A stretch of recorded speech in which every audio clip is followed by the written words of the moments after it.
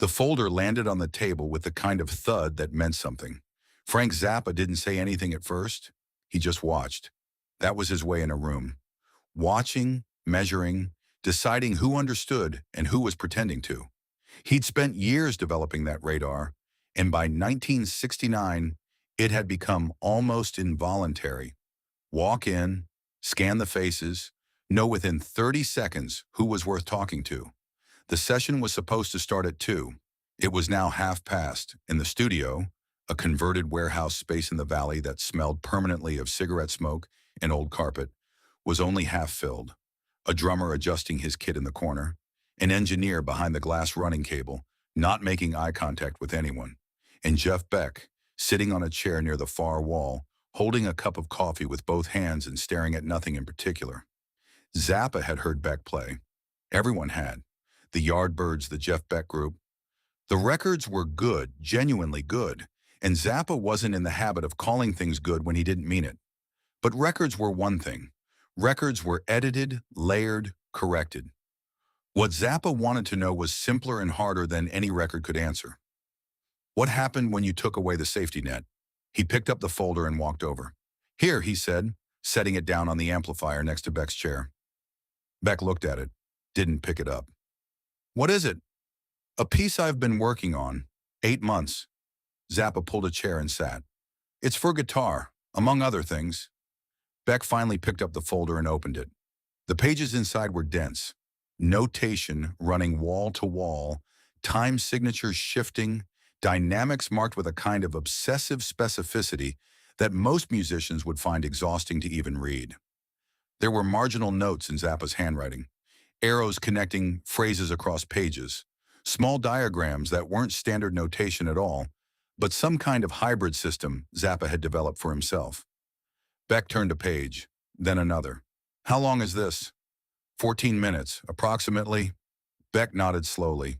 He kept turning pages. His expression didn't change much. Not impressed, not intimidated, just reading, like someone going through a menu in a language they were still figuring out. I've shown it to a few people, Zappa said. Most of them look at it the way you'd look at a problem you've already decided you can't solve. Beck closed the folder, set it back on the amplifier. Can I hear it? Zappa frowned slightly. There's no recording. It hasn't been performed. Then how do you know what it sounds like? That question hung in the air for a moment longer than either of them expected. Zappa had an answer. Of course he had an answer. He always had an answer. The answer was that he could hear it in his head, that he could read the score the way other people read text, that the music existed fully formed in the notation and didn't require sound to be real. But something about the way Beck asked it, not challenging, not dismissive, genuinely curious, made Zappa hesitate before delivering that answer. I know what I wrote, he said finally. Beck nodded. He picked up his guitar and plugged in. The small practice amp in the corner hummed once, quietly then settled. Play me something from it, Beck said. Just a piece.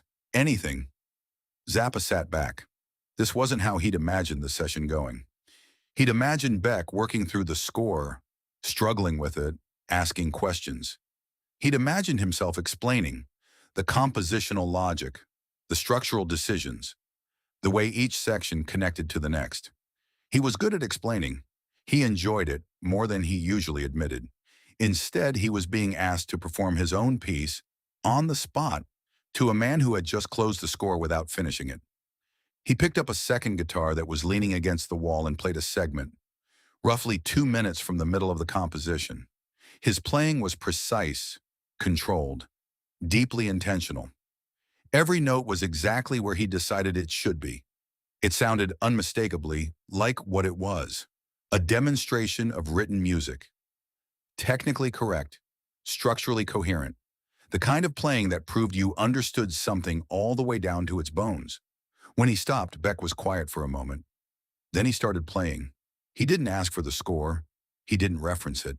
He played something that, on the surface, bore no obvious relationship to what Zappa had just demonstrated. And yet, there was something in it. A shadow of the same harmonic logic, refracted through Beck's hands into something altogether different. Where Zappa's version had been angular, declarative, Beck's was oblique.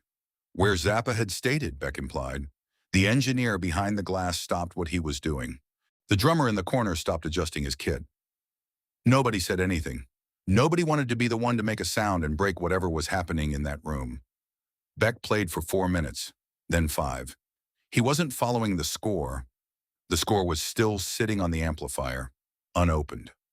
He was doing something else entirely, something that had started from the small fragment Zappa had played and then departed from it, finding its own internal gravity. There were moments where it touched back, a harmonic choice, a rhythmic gesture that echoed something from the notation. But always briefly, like a passing reference in a long conversation. When he stopped, the room stayed quiet for longer than felt comfortable. Zappa was still holding his guitar. He hadn't moved. He looked at Beck. Beck was looking at his hands, the way guitarists sometimes do after a take. Not quite satisfied, not quite finished, still listening to something that had already stopped. Nobody said the obvious thing. Nobody asked what had just happened. The score sat on the amplifier. 14 minutes of notation, 8 months of work, and neither man touched it. The session eventually started.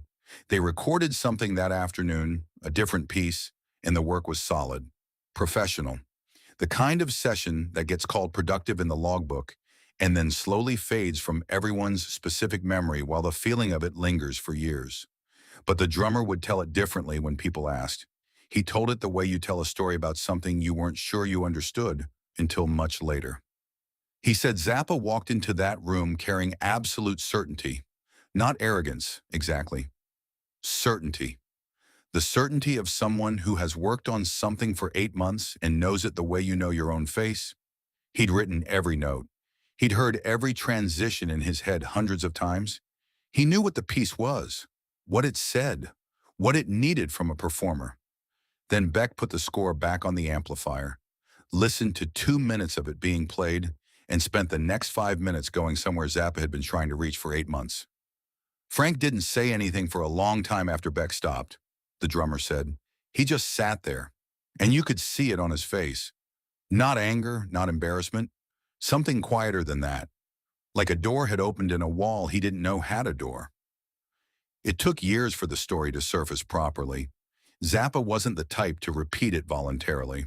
He had a particular relationship with narrative.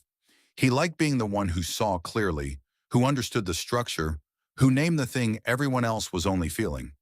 Stories where someone else arrived at the point faster than him didn't fit naturally into the version of himself he preferred to tell.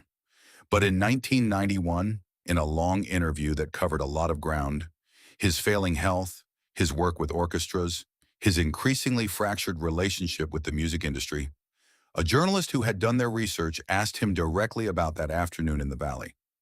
There were people who had been in the room. There were names. The journalist mentioned what some of them had said. Zappa was quiet for a moment.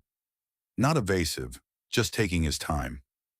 I gave him a piece I'd spent 8 months writing, he said. He looked at it for 3 minutes, set it down. I played him a section, and then he played something back. A pause. It had everything I was reaching for. Without the score. The journalist asked what he meant by that. I mean the feeling of it, the shape of what I was trying to say. He found it in 5 minutes without reading a page of what I'd written over 8 months. He picked up a glass of water, set it back down without drinking. I spent 8 months describing a place, he said. He just went there. The journalist didn't push further. The interview moved on to other subjects. But people who'd been in that studio knew, when they read it, exactly what he was talking about. Not the notes, not the harmonic structure or the time signatures or the annotations in the margins. The thing underneath all of that, the reason Zappa had written it in the first place, the feeling that had made him spend 8 months trying to build a road to somewhere. Beck had heard 2 minutes of the road and walked straight to the destination. What happened to the score after that session, no one seems to know for certain. Whether Zappa revised it, shelved it, or simply moved on, he never said directly. But people who worked closely with him in the years that followed noticed something. A gradual shift in how he talked about composition. Less absolute certainty about notation as the final word.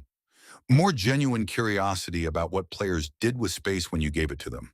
A slightly different quality of listening when someone in a session went somewhere unexpected. It could have been coincidence. His methods were always evolving.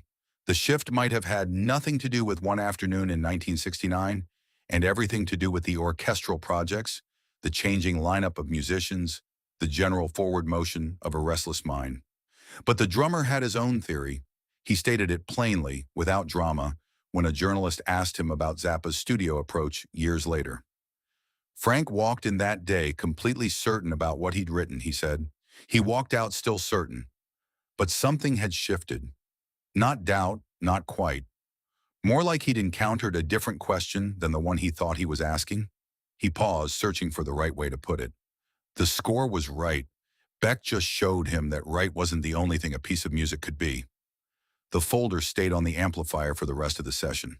No one moved it. No one opened it again. By the time the session wrapped and people started packing up gear, it was just another piece of paper in a room full of paper. Easy to overlook, easy to forget, except that Beck had heard what was inside it, somewhere beneath the notation, and played it back before anyone asked him to. That was the part that stayed with Zappa. Not the skill. He was surrounded by skilled players his entire life. The listening, the way Beck had sat there with a cup of coffee and absorbed 2 minutes of someone else's 8 months and found the center of it without a map. There were things you could write down and things you couldn't. Zappa had always believed in the written things. He believed in them the way you believe in evidence, in structure, in the argument that can be examined and verified. After that afternoon, he still believed in them. He just started wondering, quietly and without announcing it to anyone, what lived in the space between the notes that notation couldn't reach.